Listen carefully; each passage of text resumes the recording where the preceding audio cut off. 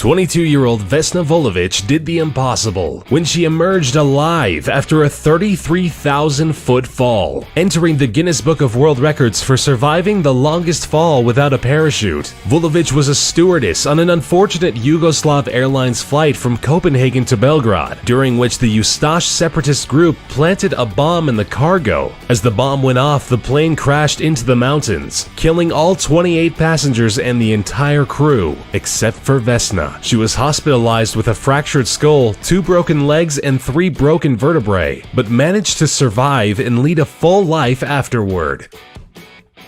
Croatian music teacher Fran Selak has had more than a few meetings with death and survived all of them. Reaching the age of 85 was not a smooth ride for Selak. At the age of 33, a train Selak was on flew off the tracks into an icy river, killing 17 passengers, but not him. With a broken arm, Selak survived this close call, only to find himself in a plane 1 year later flying across Croatia. A door on the plane was blown away, and Selak was blown out of the plane with it. Believe it or not, he survived by landing on a haystack. Only 3 years later, he was on a bus, which plunged into the river and killed 4 people. But, of course, not him. At the age of 41, the fuel tank in his car exploded, but he managed to react in time and escape certain death. Again, the same incident unbelievably repeated itself just 3 years later. 20 years after that, Selak survived 1 more car explosion and another bus accident, only to win the lottery and become a millionaire in 2003. He is truly the most unlucky, lucky person of all time.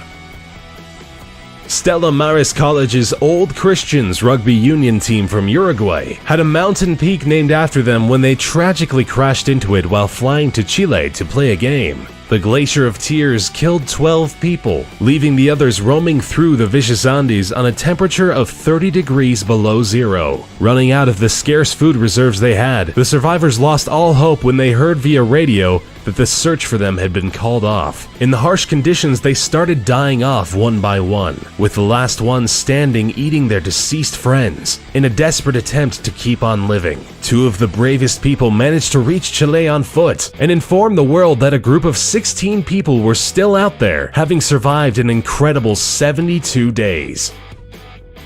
Anatoly Bugorsky worked as a researcher at the Institute for High Energy Physics in Prodvino. While checking a malfunctioning piece of equipment, a beam from the largest Soviet particle accelerator measured at about 200,000 rads went straight through his head. Bugorsky's face swelled up beyond recognition and started peeling off. The beam burned through parts of his face, his bone, and the brain tissue underneath. Astonishingly, although only 500 rads would normally be enough to kill a person, Bugorsky survived. His intellect was undamaged, and he continued his scientific career with much success. He did, however, lose his hearing in the left ear, with that side of his face remaining frozen due to the destruction of nerves.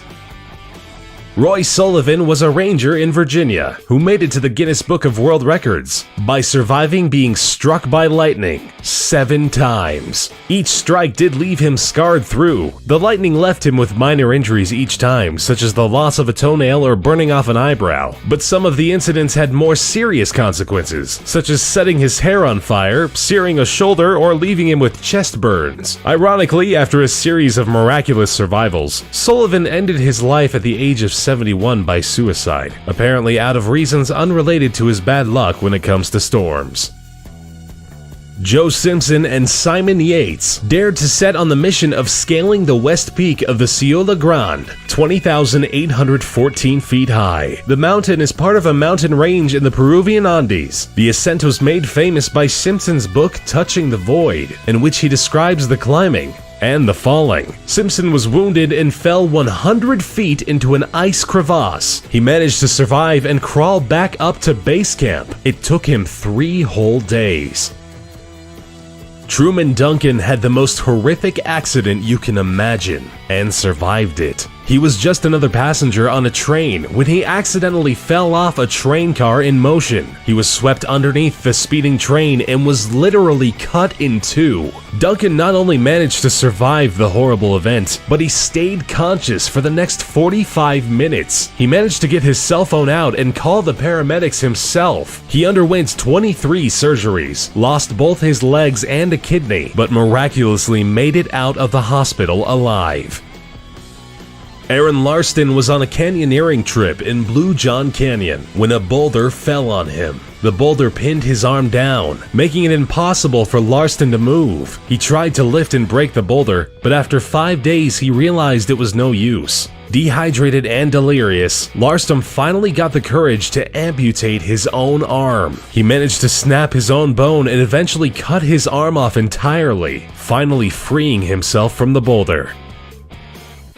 Robert Evans, a 46-year-old homeless man, was a victim of a hit and run. He was patched up in the hospital and sent away soon after. On his way back to his camp, he got into yet another accident. He was hit by a train. To be more precise, he was knocked off a narrow railroad bridge and landed in a creek. Evans ended up back in the hospital only 7 hours after his initial accident. It's pretty miraculous that he survived being hit by a car, then a train just hours later.